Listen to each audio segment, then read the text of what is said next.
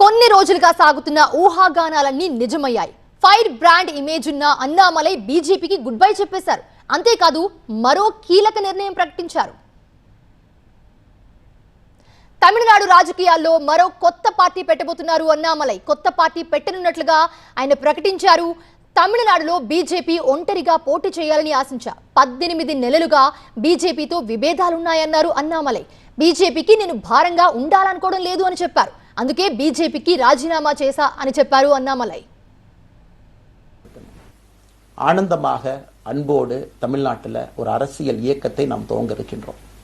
இது அரசியல் இயக்கமா கட்சி இல்லையா அப்படின்னு நீங்க யாரும் கேட்கவே வேண்டாம். கண்டிப்பாக தமிழகத்தில் அடுத்து நடக்கக்கூடிய தமிழகத்தினுடைய பொது தேர்தலில் நம்முடைய கட்சி போட்டியிடும். அதில் எந்த மாற்று கருத்தும் இல்லை. அதற்கு நம்ம தயார் பண்ணணும். நிறைய லீடர்ஸை தயார் பண்ணணும். நிறைய கேடர்ஸை வாலண்டியர்ஸை தயார் பண்ணணும்.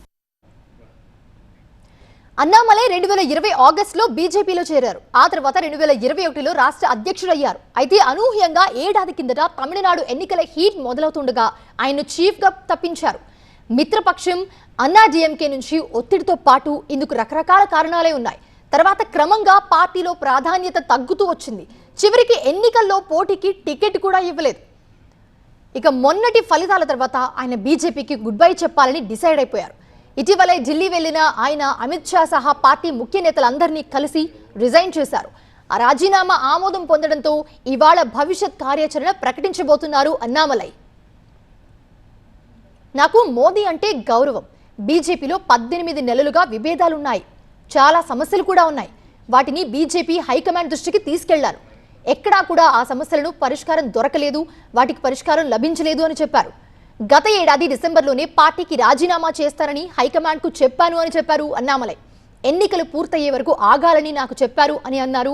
అందుకే ఇప్పటి వరకు నేను ఆగాను అని చెప్పారు అన్నామలై.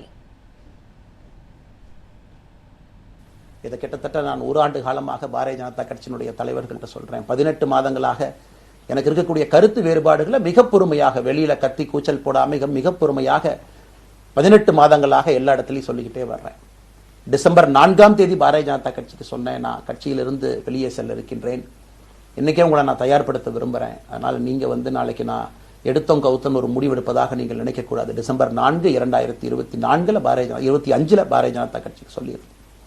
தேர்தல் பணியை முடித்துவிட்டு செல்ல வேண்டும் என்று சொல்லியிருந்தார்கள். அதுவும் இந்த கட்சியினுடைய ஒரு உண்மை தொண்டனாக கட்சி சொல்லியிருக்கிறாங்க. தேர்தல் பணியை முடித்துவிட்டு